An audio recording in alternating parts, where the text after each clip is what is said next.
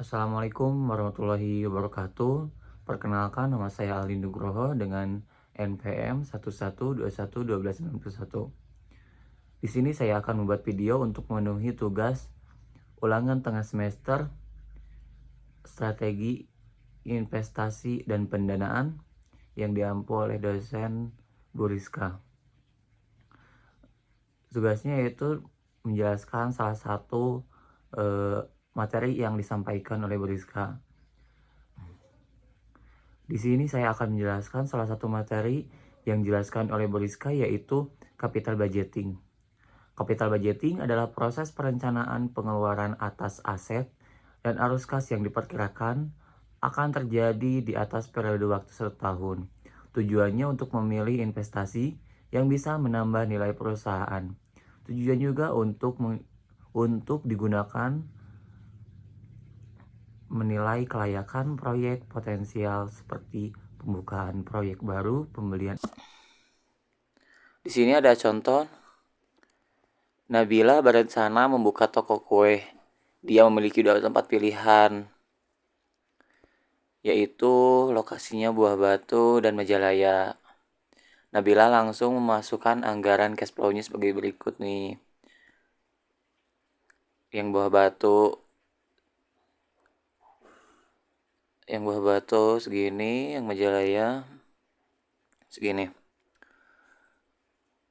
Dari perhitungan berikut, Nabila lebih baik memilih lokasi yang mana, Buah Batu atau Majalaya. Nah, caranya yaitu dengan beberapa cara. Yang pertama, dengan NPV atau Net Present Value. NPV adalah selisih antara penerimaan atau pengeluaran yang di present value-kan. Kriterianya apabila NPV lebih dari 0, maka NPV diterima. Sebaliknya, jika NPV-nya kurang dari 0, maka tidak layak diterima. Oke, langsung saja kita hitung yang Buah Batu. Bagaimana sih? Kita masukin dulu present value-nya. Yang ini nih, present value-nya kita masukin dulu. Lalu kita hitung yang mau di present value-kan dengan rumus ini. Dengan rumus ini. Itu rumusnya kayak gini nih. Itu rumusnya kayak gini. Sama dengan 1/1 plus dalam kurung 1 plus ini nih, dengan rumus ini sehingga menghasilkan 0,91. Lalu 0,91 dikalikan dengan 9 juta sehingga menghasilkan 8, sekian. Nah, selanjutnya juga sama. Oke. Di sini kita mendapatkan hasil 2 juta lebih. Berarti kesimpulannya investasi karena NPV-nya lebih dari 0 sehingga investasi diterima. Kita hitung perbandingannya. Coba perbandingan yang Majalaya.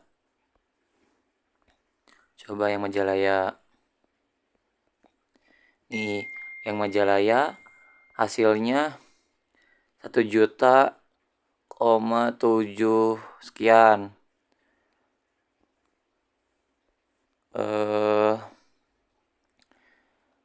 Maka NPV-nya positif sehingga investasi diterima. Kita bandingkan dengan yang tadi, yang Buah Batu. Yang Majalaya kan 1 juta, 7 sekian. Nah, yang Buah Batu 2 juta sekian. Maka di sini kita sama-sama untung sih, cuman jika dibandingkan maka Nabila lebih memilih yang Buah Batu. Oke.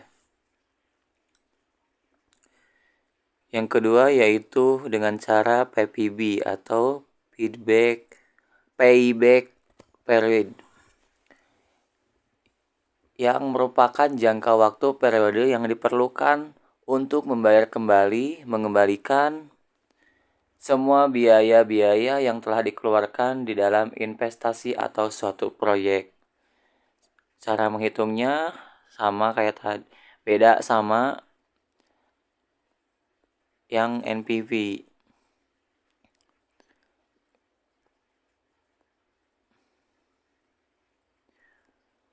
Masukkan dulu cash flow-nya yang Buah Batu sama Majalaya. Jadi dibuat perbandingan dulu.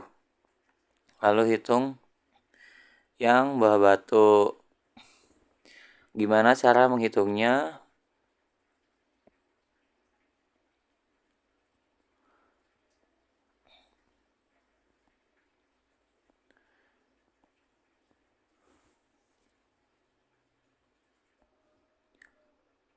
Lalu selanjutnya ada IRR atau Internal Rate of Return, yang tingkat bunganya menggambarkan bahwa antara benefit penerimaan yang telah di present value-kan dan cost atau pengeluaran yang telah di present value-kan sama dengan 0.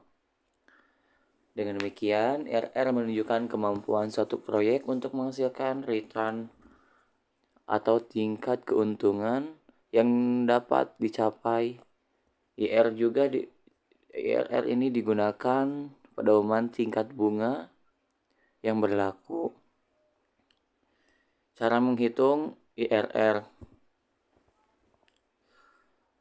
Nih, cara menghitungnya dengan cara rumus berikut.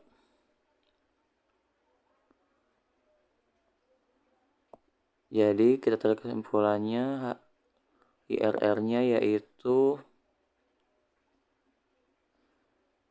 13,86%, lebih besar dari diskon rate 10%, maka investasi diterima. Jika kedua investasi independen, perusahaan bisa menjalankan kedua investasi tersebut. Jika kedua investasi ini mutually eksklusif, maka perusahaan harus memilih proyek Buah Batu.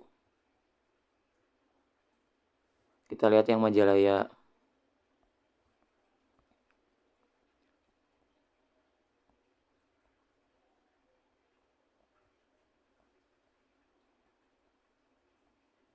Oke. Selanjutnya cara menghitung PI. PI sendiri yaitu metode perhitungan kelayakan investasi yang membagi antara present value dari proses dengan present value dari internal cash flow. Bila hasilnya lebih besar dari 1, maka investasi diterima. Bila hasilnya kurang dari 1, maka investasi ditolak. Oke, ini cash flow-nya sama kayak di atas. Lalu kita hitung yang PI Buah Batu. Karena di sini modal kita 25 juta. Terus PI-nya 27 sekian. Jika PI